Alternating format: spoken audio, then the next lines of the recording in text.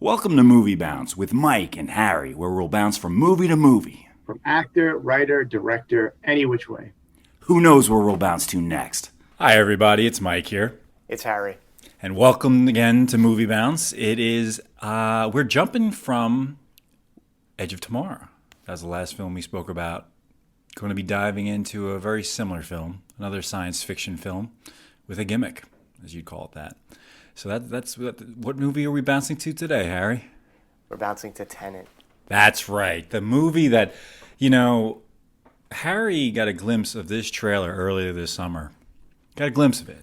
What was your initial take from that trailer? You remember, because I remember you being disappointed in my reaction. I wasn't were super... you underwhelmed by it? I think I was underwhelmed by it. It didn't appeal to me. Mm-hmm. And can I just add that I did see that opening scene that they showed in theaters. Do you remember? We spoke about this last night. The prologue. Yeah. What movie did they throw the prologue? Rise of Skywalker. We saw that in a fake IMAX theater.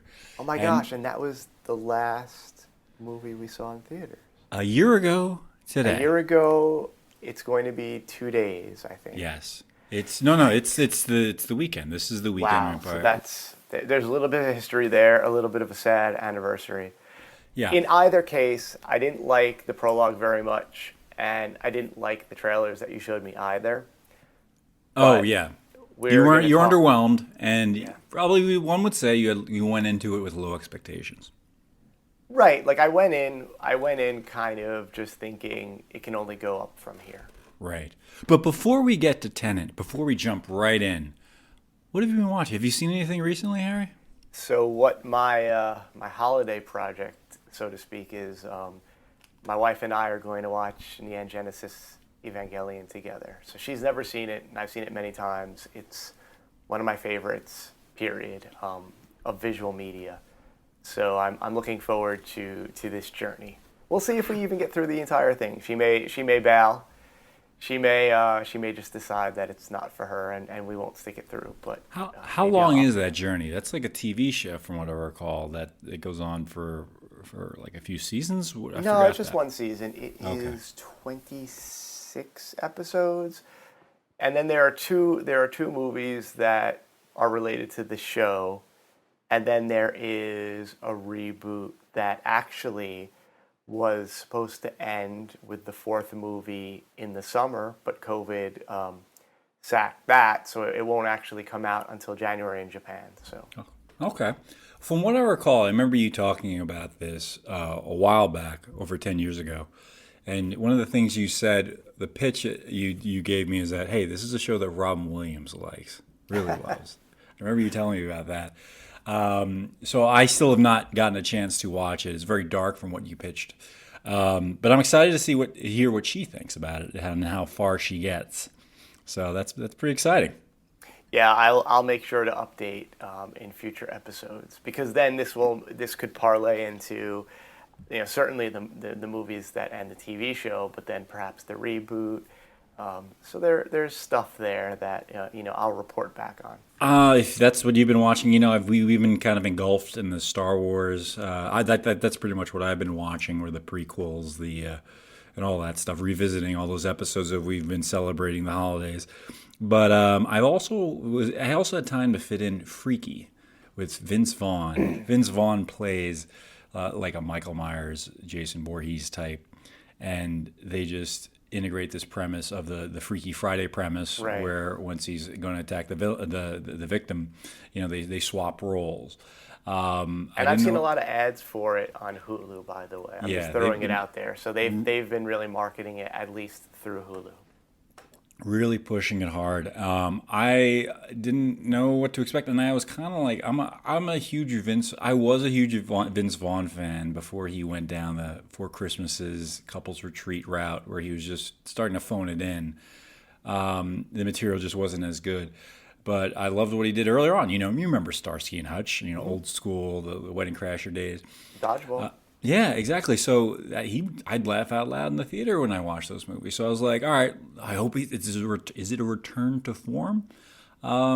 Not quite what I was expecting. He played different notes, especially considering he has to play a female teenager in the body of this 50-year-old. It's different beats that he hits. So overall, I thought the film was horrific. It is horrific.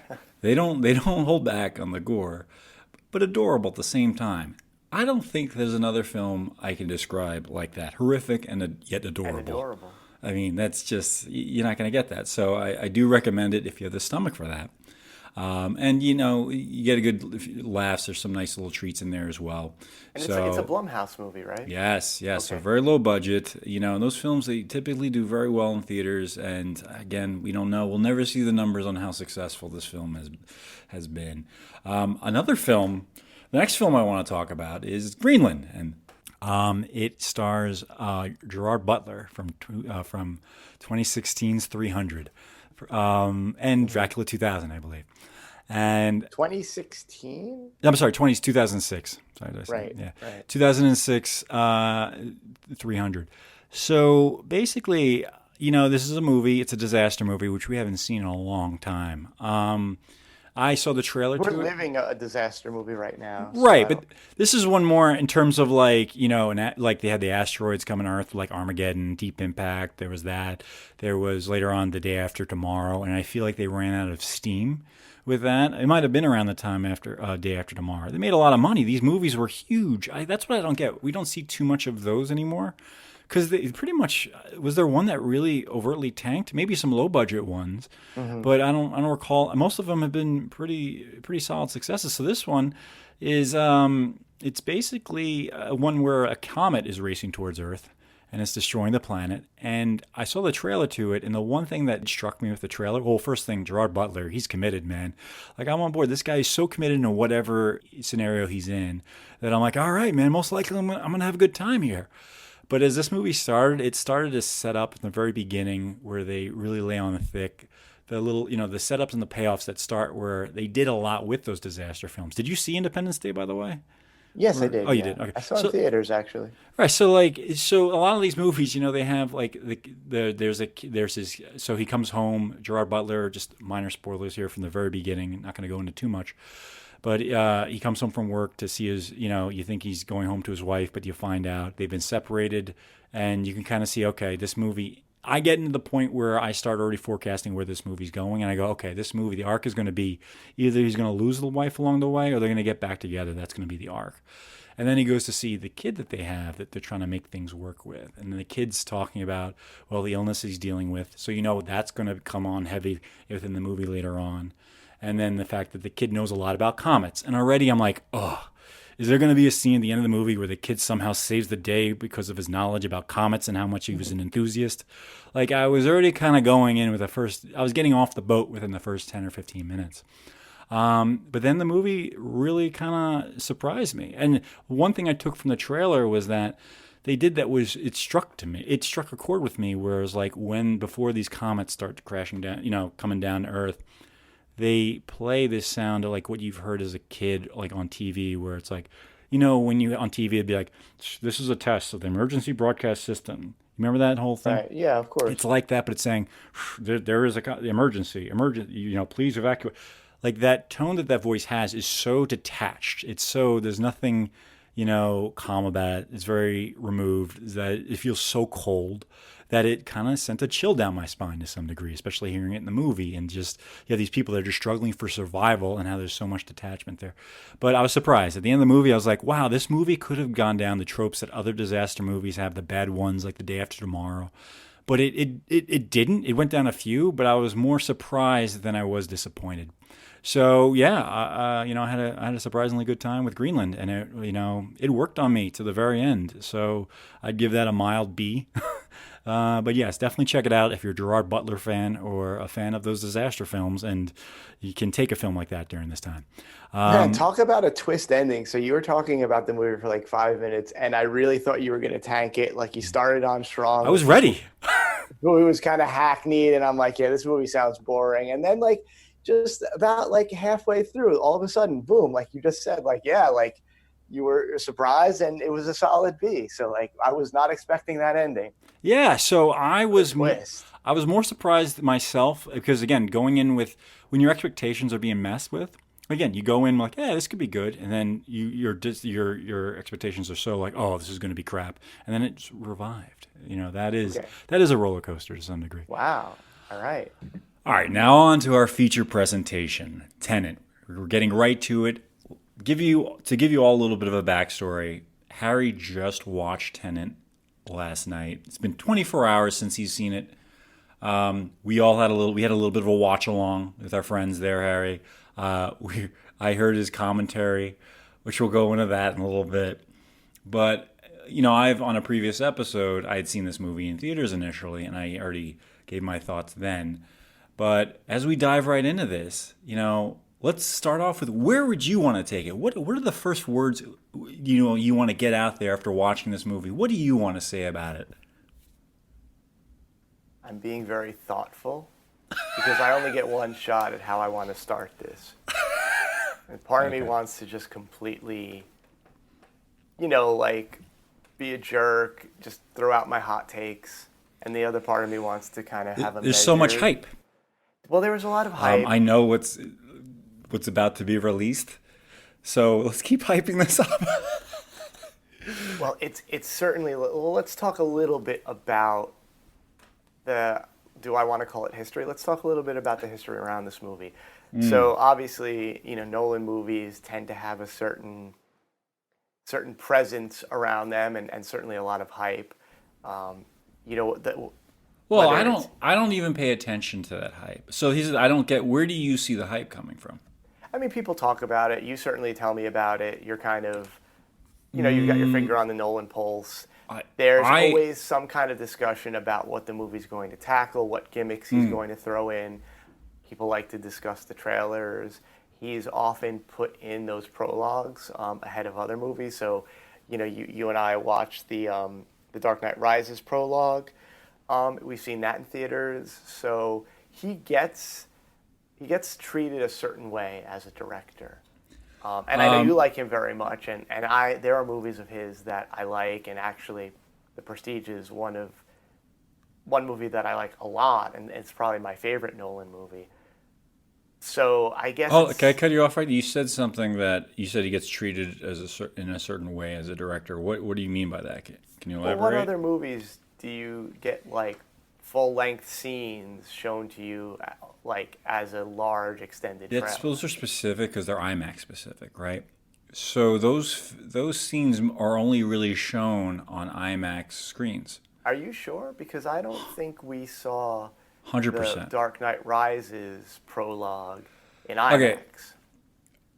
I did, because I saw Mission Impossible Ghost Protocol, which came out in December 2011, and that prologue was attached to that because Dark Knight Rises was released in July of 2012. So that's when it was released. I definitely didn't see it in IMAX because I only just started seeing IMAX movie. I think my first IMAX movie was The Dark Knight Rises, actually. Did we see that in IMAX? We did. We didn't sit together, so you may not remember. Oh, right. Okay. And it's funny because I don't think we sat together for Dark Knight either. But I remember... No, we did not see it in IMAX, dude. I remember we watched it the opening night in Astoria, Queens. We did not go to see it in IMAX. Yes, we saw that. Really? Remember the night before? Yeah. The opening. It was a Thursday night. The late night showing. You don't remember this? I remember. Maybe. I know why. Because we were sitting so close to the screen. I guess it felt like IMAX. Well, listen, listeners, you have an unreliable narrator here. As he's going through this he's saying he saw things in IMAX. He just clearly, if it's a big screen, it's IMAX to Harry. Like every movie that I saw. Take this all. When he says IMAX, anything he says with IMAX, just take it with a grain of salt. That's it. There you go. I think this our narrative is unraveling and fast. We need to get back on track. No. We have fun with it. But the thing is, yes, what I wanted to find out is how you say he's getting this special treatment because he has these prologues. And my point is that that's specific to IMAX. So they're not on regular screens. So you can look this up. And then, that was shown on those screens. That's the extra treat. That's the incentive to go to see the films in IMAX is that if you want to see Mission Impossible, if you want to see see the prologue to Dark Knight Rises, you got to buy a ticket to Ghost Protocol in IMAX. But I don't know if that's necessarily special treatment, though. Well, I guess I didn't mean to say that he's treated like I didn't mean to say that he is treated like, oh, like super special. I'm just saying like he's a little bit unique, and in the way that his movies are kind of marketed and presented to people. I think that he's gotten to a point, and it's not just him, it's specific directors who audiences will flock to. When the studios realize, oh, wait, people are going to see this person's movie. And the same thing goes with Zack Snyder to some degree. And a lot of other filmmakers, like even now I think it's going to be Todd Phillips. They get to a point where audiences are flocking to the director's films. Mm-hmm. It's almost like they're the star as well.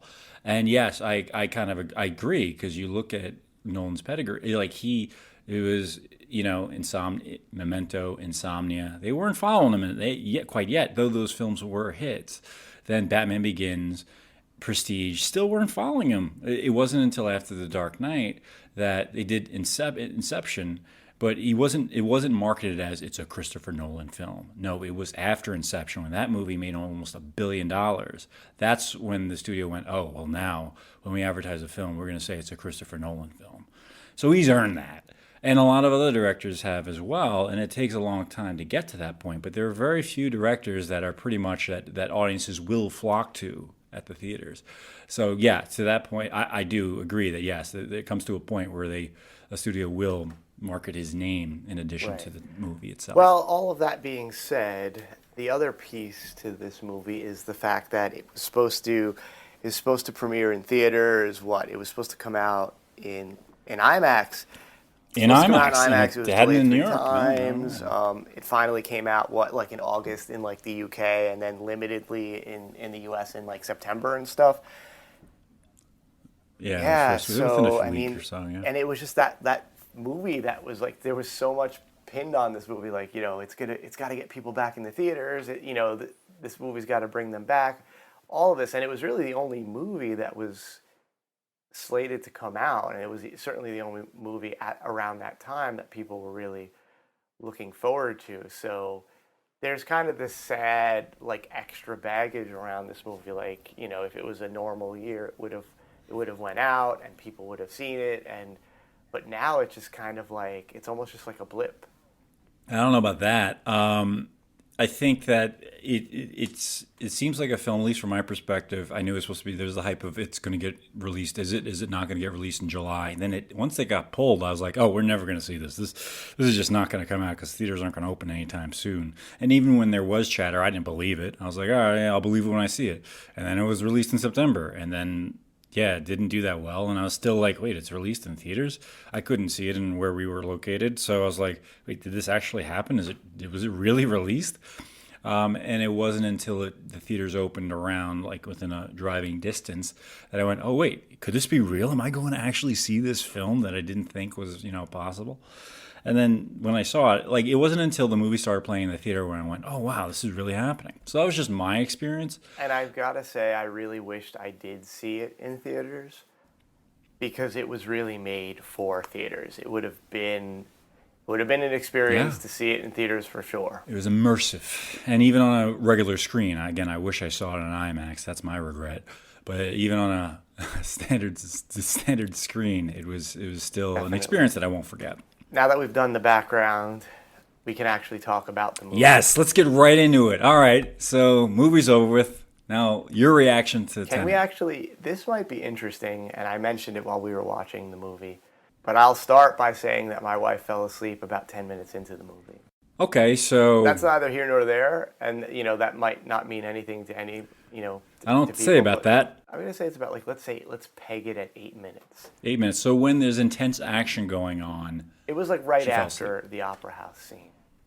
It was when he was on the chair in the train tracks. Okay. So that's right. That was when one audience member was lost at the movie, or during the movie. The movie ends. Well, was that confirmed as lost? She just fell asleep. Yeah, and then she woke up and then she left, and she was like, "This movie, no," which is unfortunate because she was kind of looking forward to it, but it just did not grab her. 8 minutes. Okay. That could be a record. I wonder what Nolan himself would say about that. But anyway, so the movie's over, and look, I didn't like the movie.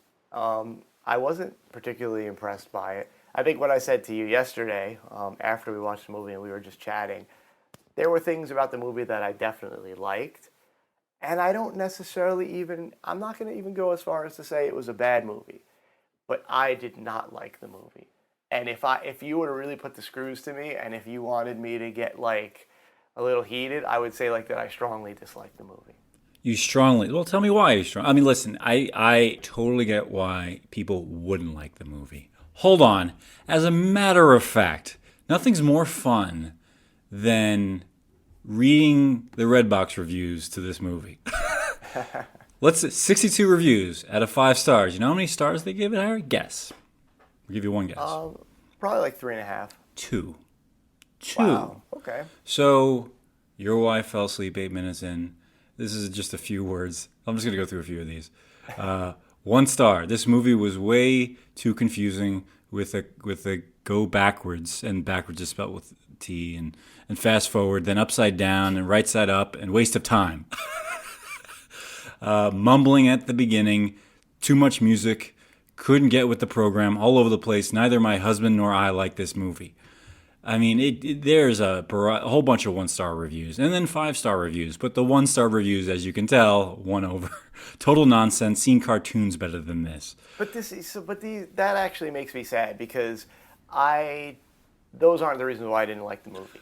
Right, but my point of bringing that up is that I can see why most people won't enjoy this film. If you recommended this film to someone, that's like the 30% chance that they'll like it. I feel like it's such a hard movie to recommend. Yes. I can totally get why you might like it. You know, there are movies that I like or other works of art that I like that you could consider them the Tenet of like that, you know, that medium or whatever it is. So I totally get, you know, I don't think we're going to like come to blows over that. Like I think we're definitely agreeing to disagree, and we'll talk about why you liked it and why I didn't like it, etc. I can get why you liked it. I just kind of want to preface, you know, that before, you know, my opinion before I really get into it. Let's dive into it. So, like, where do we start here? I think that, Lear, let me start with this. When we started watching the movie, one of the first things you said was, like you already mentioned now, this is a movie you should have seen on the big screen. Then you mentioned, of course, your wife fell asleep. And then as soon as you got the glimpse of the inversion, you said, nah. So already, like, you're kind of dismissing the film based off of the inversion element that you've seen in the trailers. Okay. And then as we progress, we get 20 minutes in the movie, then you say to me, Mike, I want to find out, how are you liking this movie? And I'm like, Harry, I literally can't answer that question because we're 20 minutes in. And if I did answer it, it's going to reveal certain elements later on in the film. So that's when I had to say, well, Harry, you know, how long were you sharpening your spear before you started watching this movie? And well, I think that's a little unfair, and I want to put that aside because I think if we start to frame my opinions like I came into it with a particular mindset, like I would disagree, and we're then not talking about the movie anymore, right? We're just talking about my perception of going into a film. Your perception of my perception of the movie. Right. Well, going into a film and bringing that on board, there is that element there, and everyone. I was excited to see it. I was actually looking forward to it. I thought it was going to be good. You know, you spoke, you know, well of it. So I mean, look, I wasn't going in with like a vendetta or an agenda against this movie. But again, you say one thing I say is unfair, but it's also like, how can you say to someone 20 minutes in, what do you like about this movie 20 minutes in? Well, then if you say that's unfair, then you got to say the question you asked is unfair, and they all kind of cancel each other out. Well, you didn't tell me that you could have just said, and now we're just kind of bickering. We're going to go into it because I'm going to go into why we're going to go into what I love about the movie in a bit. But again, they require a lot of spoilers that you have to watch the entire movie to get to. But the key thing is, the reason why I also bring that up is because, to your point, you know, Nolan does have, you know, there was hype built around it. There was a fan base that was excited to see this movie. And there is that we talked about in previous episodes, and what I kind of brought up with you. It's there is this, you're going into the theater bringing some baggage, as we've talked about. So a lot of fans go in going, all right, oh, Nolan, hope this is gonna be like another Inception. You're gonna, you got that exposition there. You're gonna guide me through this. I'm ready. I'm ready to, embrace what you're gonna bring me. So people are bringing that on board. I definitely brought that on board when I started watching the movie, and then I had to let that go. So, but yeah, kind of bringing everything up to speed. That was kind of the journey 20 minutes into the movie. Well, it's interesting because everyone talking about like, well, they didn't get the movie and all of that. And I think it's something that you really just you have to be on board with, and you have to just ride along with Nolan. Because I certainly didn't like the movie, but I recognize that he has talent and a craft and a vision, and I admire his commitment to that vision, and that's totally fine. Like I trusted him enough to say, all right, I don't need you to hold my hand through this movie. I know enough of it to get along with it, and then by the end of the movie, much of it becomes clear. And there are certain things that just aren't going to be explained because, again, and we've talked about this on episodes, not every movie has to go into great detail to explain everything. And I think a lot of people, and perhaps myself included, gets used to that. But what I didn't like is that I just generally found the movie to be kind of boring and not particularly interesting. The gimmick was fine enough, but again, it was just... No, hold on. You immediately said the gimmick was no. It wasn't fine enough. That was, you were not going along with it. If you didn't buy into the gimmick, as we call it, the inversion element, then I totally get what you just said. Then you would find the next 2 hours of the movie to be boring. Yeah, I agree. So you were checked out from the first 20 minutes, basically. So I personally didn't find it interesting or captivating. I say it's fine enough because I think it's something that, people would find kind of intriguing and would want to watch a movie around it. Now, for me, it didn't succeed on me. But again, if you tell me that you think it's creative and interesting, then I could totally see your perspective. Like, again, it's not an opinion that I have that I'm going to shut down and say, well, no, you're wrong about that. But for me, it didn't grab me. It didn't work on me. And it's something that you see in other kind of media, in other science fiction stories or even video games. It's a technique that's not particularly mind-blowingly new.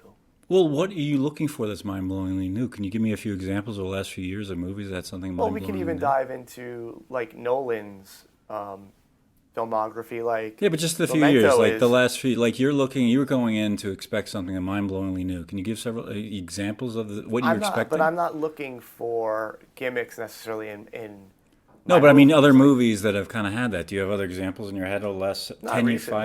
Okay, so you're looking for something that you haven't seen in a very long time coming from Nolan. Those are very high expectations. I think you're kind of putting words in my mouth, and I appreciate you baiting me to kind of give you more to work with. Give me a movie. Give me an example. Okay, I'll give you an example. Edge of Tomorrow, right? Edge of Tomorrow had a little bit of a gimmick, as we just came from, right? Yeah, and that was an interesting gimmick because it worked well with the movie. Right, but is it mind-blowing? Yeah, it's not mind-blowingly new. But so you're going to ding the film? You ding Tenet, but not Edge of Tomorrow? Let's not stick me to this because I'm not going to the movies always looking to see something that I've never seen before. I'm just saying, with gimmicks, you have to be very careful because you're pinning your entire movie around a gimmick. Right.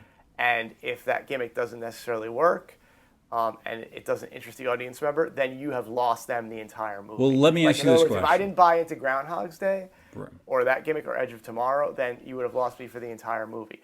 If there's a movie that I liked, right, that maybe there's one or two things that I wasn't completely on board with, the movie doesn't live or die on that or doesn't, because then there's other things. But with a gimmick, that becomes your entire reason for this movie to live. Well, let me ask you this.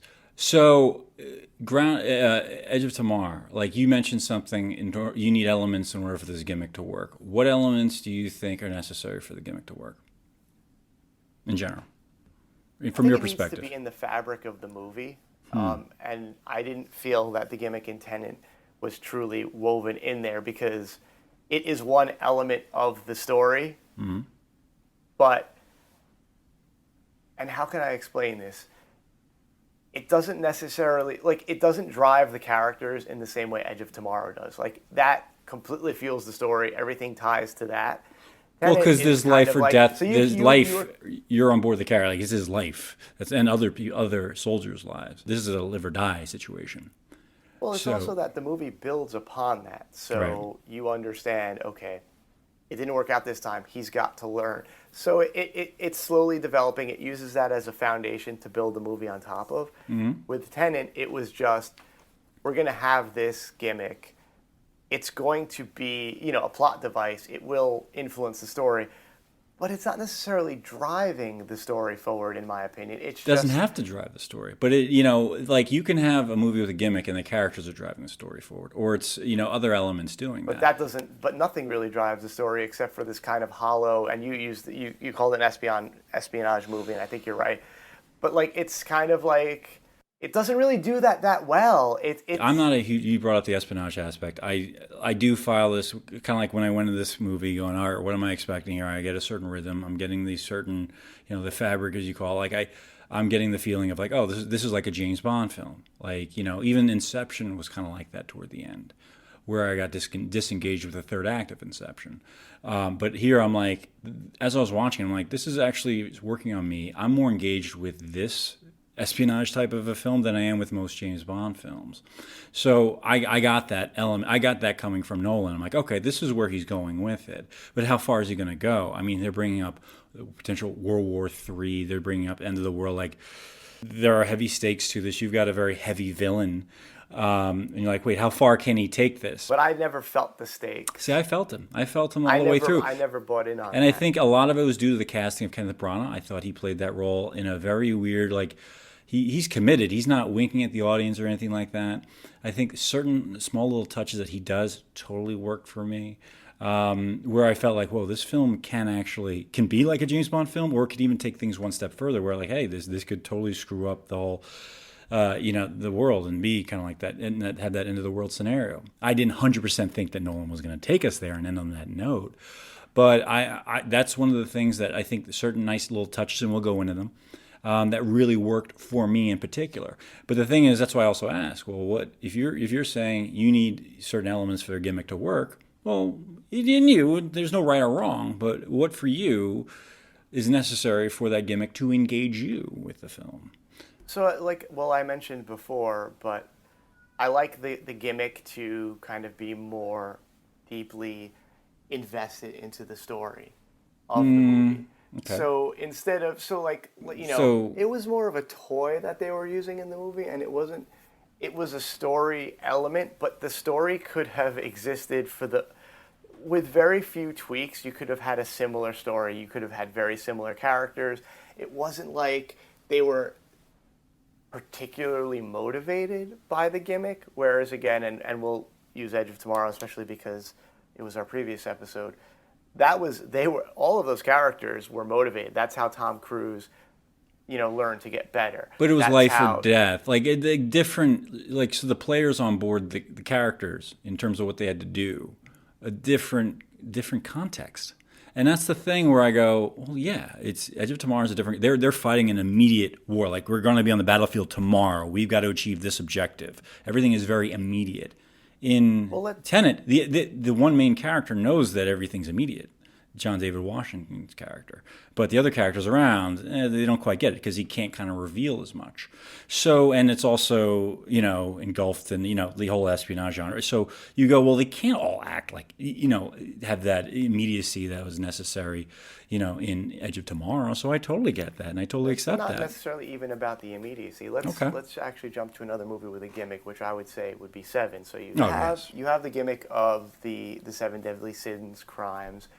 And again, that's really moving the story. That's how, the detectives are trying to track down the criminal. That's what you come to expect. So a lot of the story and the movie itself hinges on that one gimmick. And again, Memento, same thing. That gimmick plays very well into the movie. Even Inception, that's truly the heart and soul of that movie, and it plays so well. in the story and how everything develops and how the characters behave and how they're motivated.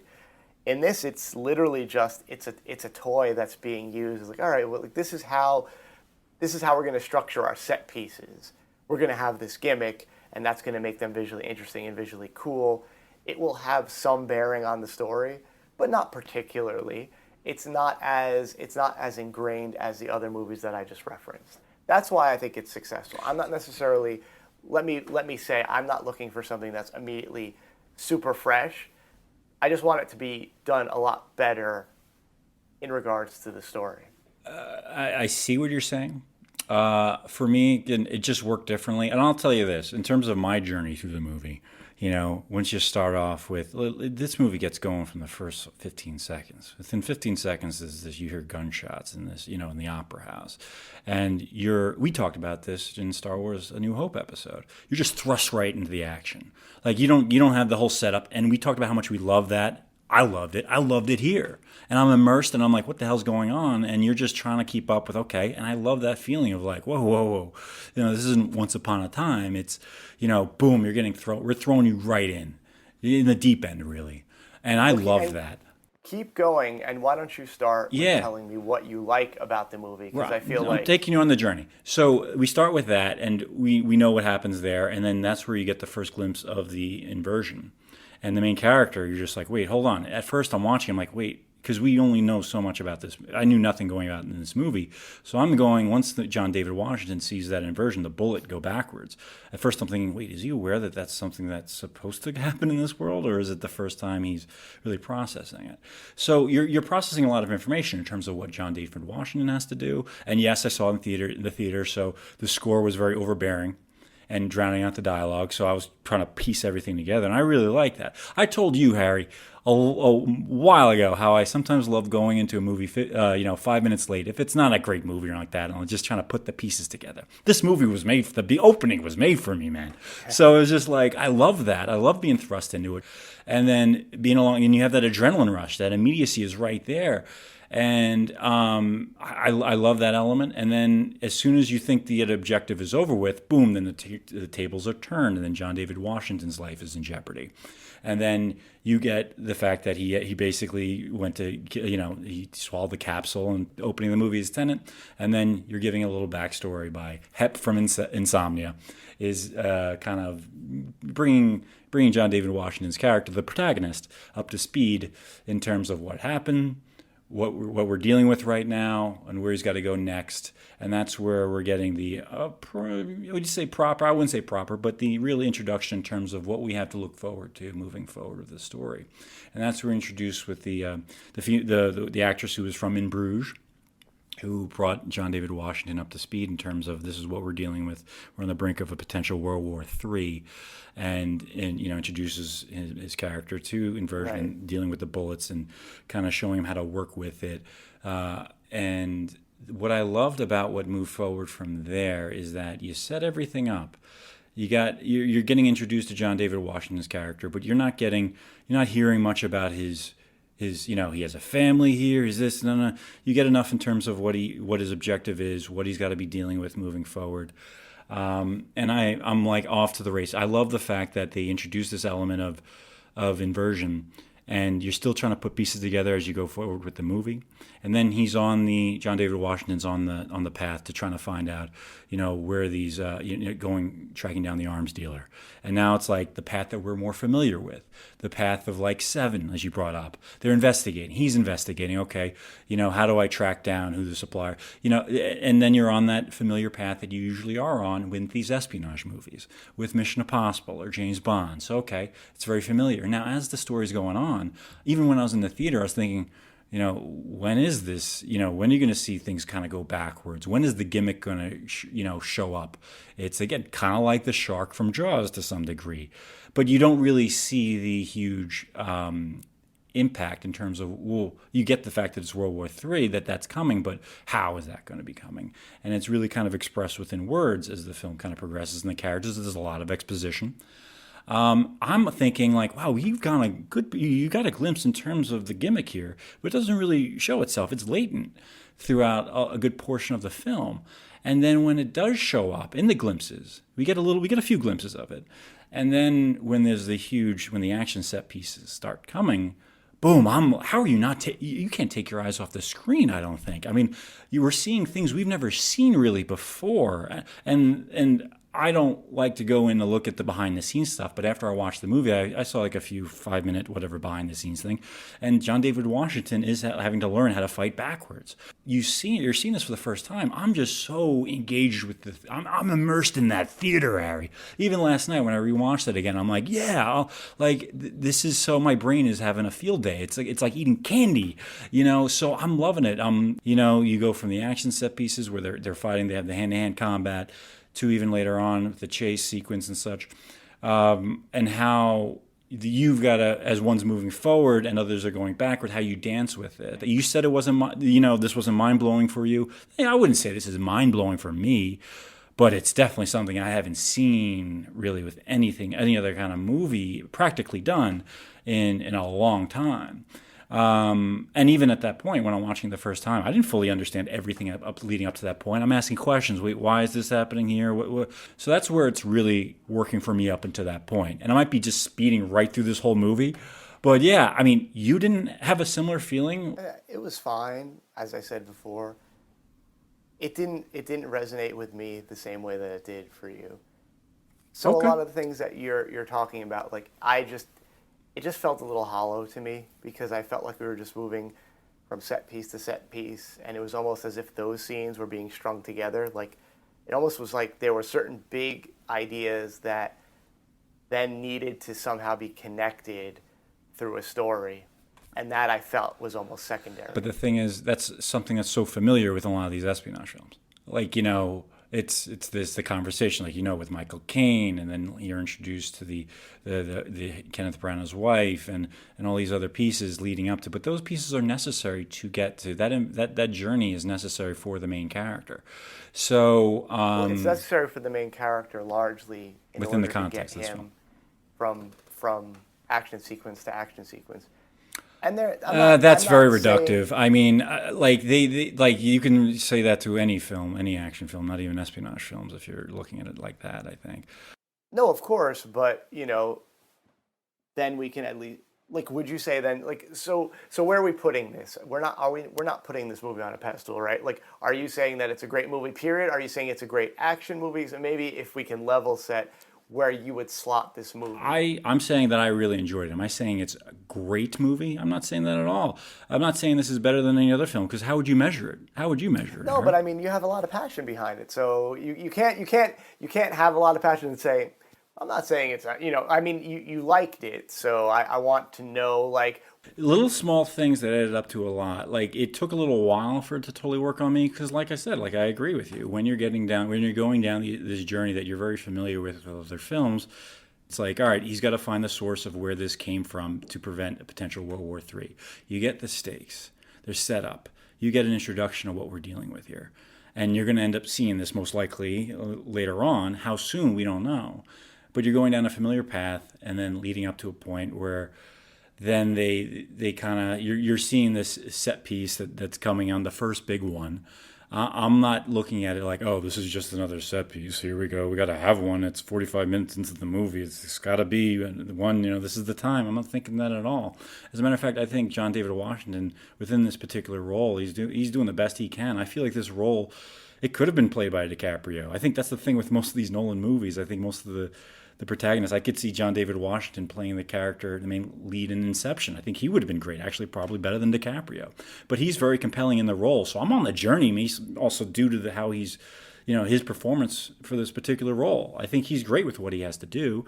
What really got things rolling for me is once Kenneth Branagh is introduced, you get that weight of how evil this character is. When the face-to-face conversation with John David Washington, when he shows up at the dinner table, and immediately Kenneth Branagh already has the word from his guys, thinking that, okay, this guy, he's probably sleeping with my wife, or whatever it is. And with his eyes, with Kenneth Branagh's stare, I love it. And even when I was watching it the first time, I'm like, is he going really hammy with this? Is he really trying to do it over the top or what? But that commitment with the stare, even when John David Washington mentioned the opera as being that little code of he kind of knew, the trigger word for Kenneth Branagh. Like, Branagh just gave him this look, this dead stare, after he's already said the horrible things he will potentially do to him. That really worked. Again, really hammering in those stakes on another end. Not, so you don't just have the gimmicks, the gimmick, you have Kenneth Branagh providing that weight. Totally worked for me. And then he commits throughout the rest of the movie. And small things like Kenneth Branagh's stare, even during a chase, you see him doing that. The looks that he gives, because you know what that'll mean. Like there are heavy consequences to the protagonist in these actions. A lot of the things they go forward with, they're not as traditional as most of these espionage movies are. Definitely not.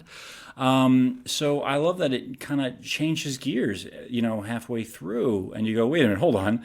This isn't going down the traditional routes of a Mission Impossible or a James Bond film.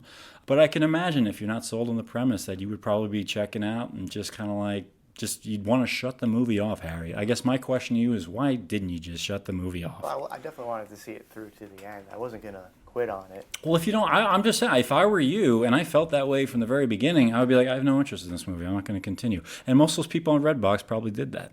If I saw it in theaters, I think I would have been more interested because it would have been a more immersive experience.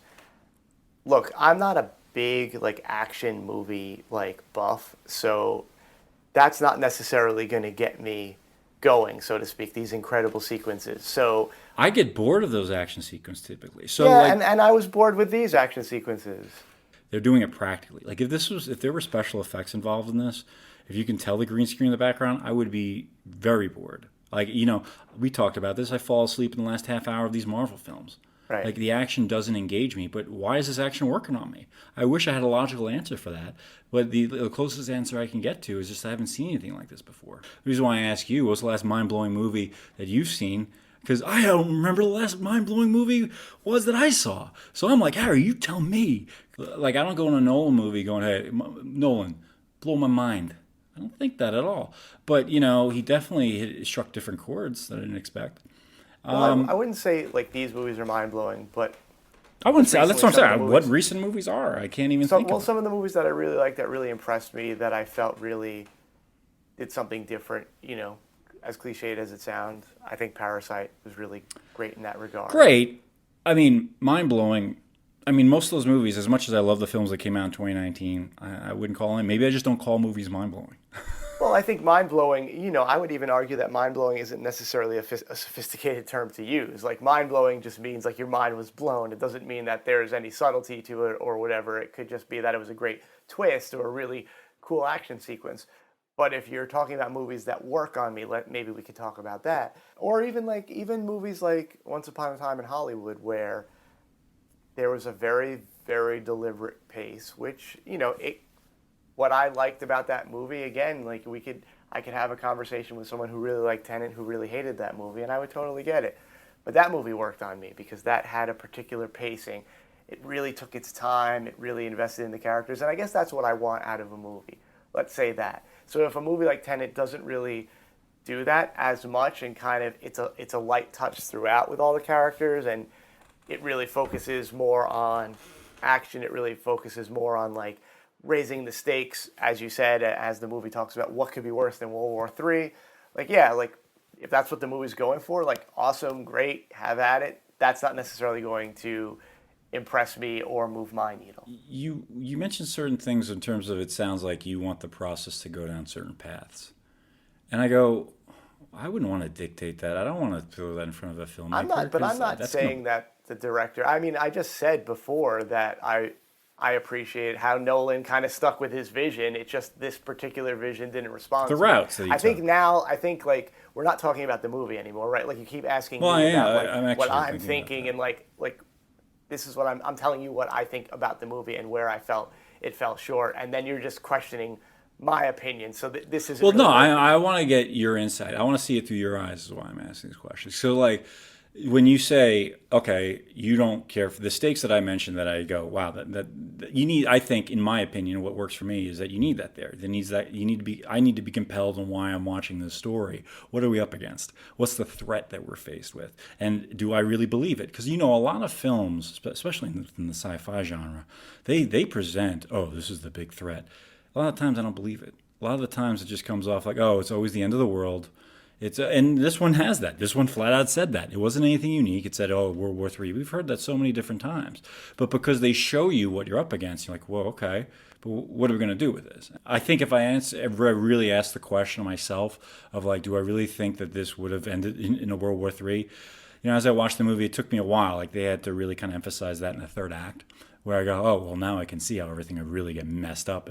If you had a villain, if you had someone that, someone that had a power over you, that you were at such a disadvantage if they had it, and that it could, in the wrong hands, can really screw things up. I go, yeah, that's definitely something that did compel me. But it took me to the third act till that really hit home. But yeah, in most science fiction films, man, you'll hear those end of the world scenarios, and I agree with you. I don't think those stakes really work. They're not as effective. But you're saying in general that the stakes don't work on you. But you were saying other things in terms of, well, because you went down a certain path getting to the third act in this movie, you didn't necessarily kind of agree. You wanted things to go down a certain other path. Even if I don't even go into movies with that mindset, and this is why I asked that. I go, surprise me. Whatever you're going to do, however you're going to get to your end, the third act or in the end of the film, I'm here to show me what you got. As you know, with Nolan, he likes to mess with the linear structure of the film. Other directors like to, Tarantino likes to do that as well. Well, again, just to be clear, I'm not saying that Nolan should have made his movie this way or that way. I'm just saying the movie that he made, I didn't respond to. I'm not big on like movies that have huge stakes because I don't believe them, as you said. But what are you? It's one of the reasons why, like a lot of, while I enjoy a lot of comic book movies, the thing that I hate about it most is when you get to these huge battles where supposedly the stakes are so high and they mean nothing. If you think about a sci-fi movie that has very lowish stakes, that's really effective. Like we could talk about Blade Runner, because that becomes a much more personal kind of conflict. The stakes are lower, generally speaking, but they actually are higher. Well, you respond to them better. And with other movies, like when you have these large scopes, it's cool. Well, let me clarify one thing. When I say the stakes, I'm not talking about grand, like end of the world. Like it could be someone trying to get out of the bathroom, the whole movie. It's just the movie has to have a compelling reason why you're really going to be gripped with it and why you're going to be really compelled. That's what I mean, not in terms of scale. Right, sure. Right. And I just didn't find it to be particularly compelling. Like, I'm saying that the movie didn't necessarily work on me. I will go to bat for this movie in terms of its cinematography. It's there's a lot of great talent behind this. Like I'm not going to just completely dismiss the movie. I just think the sum of its parts, just wasn't the whole wasn't greater than the sum of its parts. I guess I want to say I enjoyed some of the twists towards the end. I mean, some of the comments that I did mention that you didn't bring up was towards the end. I started to come around more on certain things. There were things that I liked. I did mention that I like the atmosphere, but again, as a full, complete movie, like a complete work, that didn't necessarily work on me. Well, we didn't get toward the end, so I'm going to get to that in a little bit. And you mentioned a little bit how you did come around, and you did kind of say some complimentary things toward the end. A lot on the aesthetics, and like the cinematography you mentioned was very good. But the thing what I loved when we're getting toward that third act is that it ramps things up a bit more. So usually in a film where you kind of get a little bit worn down, it's ratcheting things up. Like you've gotten, other new characters are introduced, and then you're like, wait, which direction are we going with here? And then you realize, oh, okay, now we're going to go down a totally different path here. How it takes these certain turns where I'm like, all right, you're doing something that most films don't kind of do. They don't really put forth the effort and continuously build and build and build and build. And that's this whole movie for 2.5 hours. It's like this huge hill. Build, build, build, and then going steeper and steeper. And then the last 2 minutes of the movie, that's when it's over with. It's constantly building. It's constantly challenging the audience as well. So that's what I love, the fact that it really doesn't let up. Like my issue, I think, with Inception is that toward the third act, like it was building through most of Inception. It lost me at that third act where it's just like, hey, we're skiing and we're shooting each other. Then I'm like, well, you're not building too much, and now it's just like having fun, and then you lost me. You dropped off a bit sooner there. But I love that this film just keeps building, and even at a moment in the third act when it gets a little bit more like you're on a battlefield. I normally in most films I go, oh man, this is where I check out. And this film, it didn't happen, because now I'm like, oh, now I'm also seeing things that I kind of haven't seen. I should have expected to have seen here, but it's working on me in a different way. Yeah, and then I was up with it to the very end, and then you get one last beat with the main characters there, and kind of how that all kind of works. I just really, and then the movie just kind of ends there. It doesn't have three endings afterwards. It was a very interesting experience overall, where, yeah, I didn't even think about complimenting the cinematography there, Harry. I was so still working on everything else within the film. So, yeah, I don't know what to say other than it was quite a unique experience. And I do find this film, the complaints I've heard about the film, which was that it's, you can't get an emotional involvement with the characters. I get it, fine. That's not the type of movie this is, I think. But the thing is, I get it if you don't like that, and that people feel that it's cold. And I'm like, yeah, I get that too. But I don't know why it shouldn't work on me, but it is. It's hard for me to say, Harry. Like, we've had disagreements with some films where you'll go, oh, I want, you want, it's not as good as some other films or whatever it is, and you see what the filmmakers are trying to achieve, and I'll go to bat to, like, say, oh, okay, well, challenge you on it to some degree. Here I kind of can't, because, like I said, I can see why people wouldn't like this film. I see why most people wouldn't like this film. The only thing I can do, what I'm kind of curious about, is going, okay, trying to find out what didn't work, because that's probably a lot of people are going to feel the way you feel. There's a lot I appreciated. There's a lot of thought put into this movie. There's a lot of cleverness put in. I'm not talking about the gimmick, because whatever. But once Nolan established his gimmick, he made sure to really try to tie it in as best as possible. It's one of those things where, okay, I gotcha. So we've got this inversion, and this is how things work, and we're gonna roll with it. So okay, that's fine. What I was more impressed with is how he structured the movie. Again, I don't think he necessarily baked the inversion into the story enough for me, but he did definitely structure the movie around that, kind of at a meta level. And one of the things that we were talking about last night, which I want to mention here, is I did appreciate that kind of metaphysical approach that he took. The main character is called the protagonist. There was a lot of commentary about the movie in the movie, so I liked that kind of meta level that he took to it. So I did think that that's cool. That was one of the things that I appreciated and took away from, with a certain level of, like, fondness for. But again, there's only so many times I can say the same thing. Like, the story itself wasn't particularly gripping for me, and maybe I'm not the right audience, because I'm not, like, a huge action fan. I'm not a huge espionage fan. But when they're done really well, like, there are certain Mission Impossible movies that I really like, there are certain action movies that I really like, then I will like them. This one just didn't kind of reach that level where I ended up enjoying it.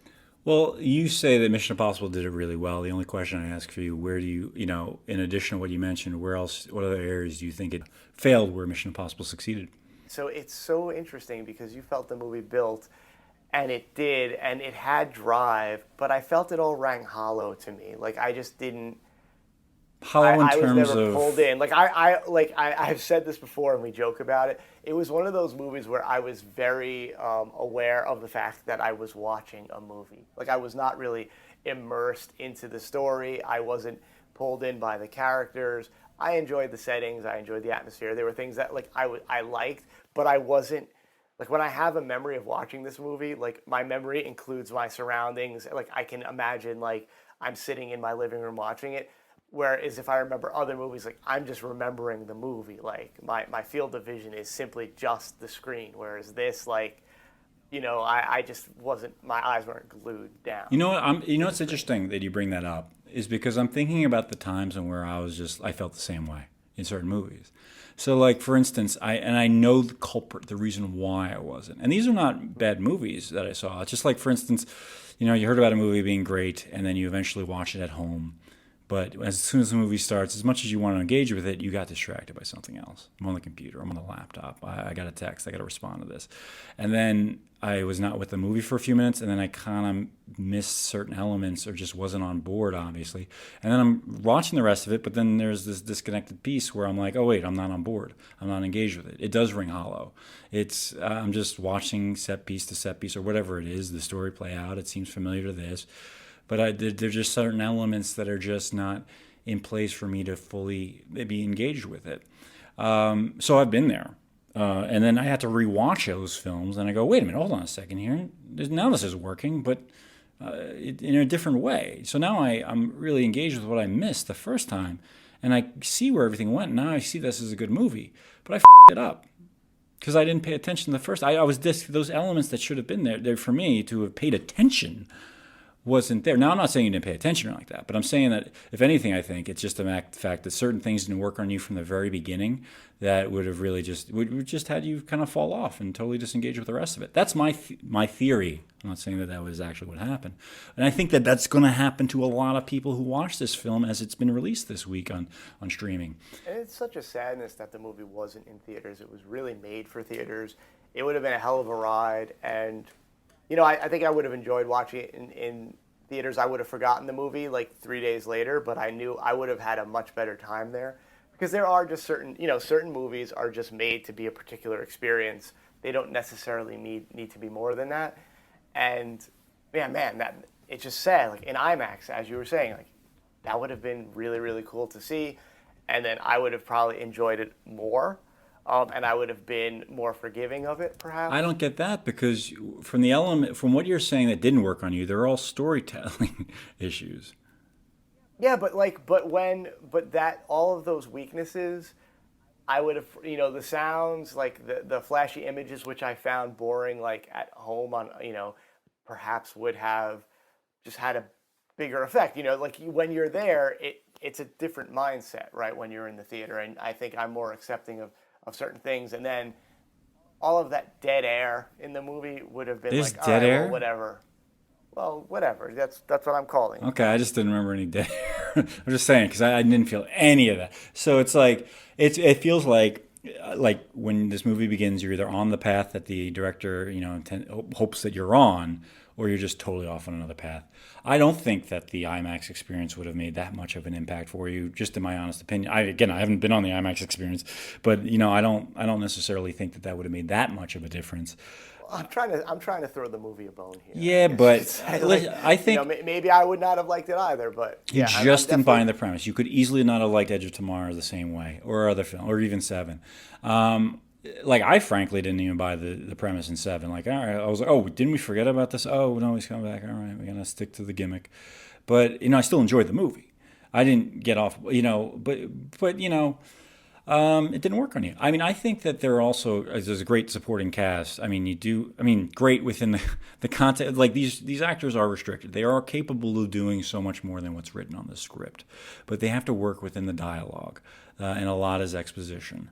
And I think they do as good of a job as they can. I mean, you've not just John David Washington, who's got to carry this whole film. I mean, he's pretty much in almost every scene. I think he is in every scene of the film. But you've got the supporting cast, of course. You have, I brought up Michael Caine. I don't know why he's the first person that comes to my mind. But, you've got what's her name? Elizabeth Debicki. Of course, like I mentioned, Kenneth Branagh. You've gotten Robert Pattinson. And you have a few other supporting characters, other films. The actor from Yesterday is in Hamish Patel, who's a supporting character who comes on for a little bit. And a few of these characters, like Michael Caine's only in one scene, and the actress who plays Priya is pretty good. So they're doing the best that they can within what they're given here. Yeah, I mean, we can go on any other. We're not going to be that podcast that goes into every specific detail in this movie, because the podcast would last maybe 6 hours long. I don't know. The thing is that when most people watch it, it is a film that that it's got to be seen a few times to really be processed, with subtitles on, obviously. I think what matters is that first experience. If the first experience is walking out 20 minutes in the movie, okay, then that was your experience. That's what matters the most. We talk about what resonates. Do I think this film would resonate in 10 years? Do I think the people who gave up on this movie 20 minutes in, those Redbox comments, do I think they'll give it another chance in 5 years? No, I don't think so. I think you're off. You weren't on board. You're not going to give it another chance. But I think if you did, and you'd be up for a second viewing, you're going to see a lot more within the film. And you brought up a few things before. I don't know if you want to go into more detail within the subtext of the script or anything like that. But Nolan throws that in there. I mean, he's done that with Inception. That totem, you always think that he had a certain totem throughout the whole movie, but it was actually the wedding ring totem. There's theories that was the real thing that determined whether it was a dream or not. Like, he embeds that all there, where he doesn't spell that out for you, but it's there if you're looking for it. What I love about what he did with this film is that he made the film he wanted to make. And he had everything in his mind, from the script to the screen to editing it, and even the sound mixing, as people don't like it. But it's the project he wanted to make. And he got $200 million to make that. So Harry, Nolan got $200 million, and he wanted to make sure you had a great ride with this movie and in the image that he had in his mind. And you said, nah, I don't like your movie. There you go. He spent $200 million on it, and you're not alone, because there's most of the people who feel the same way. Anything more you want to say about the movie, Harry? No, I've devoted enough energy to this movie. We'll leave on that note, because that's the lowest note you can end on. Was that a B flat? Well, there you go. Didn't like the movie. I wish I could defend it more, but I understand where he's coming from. There you go. So where are we going to now? What's the next movie? Join us next time, where hopefully our conversation will be a little bit more upbeat. We'll keep that ball in the air, guys. See you next time. Bye. Take care. Bye. Thanks for listening. Be sure to subscribe to not miss a single bounce. We'll catch you next time, and don't forget to leave reviews on iTunes, Spotify, and wherever you listen to Movie Bounce.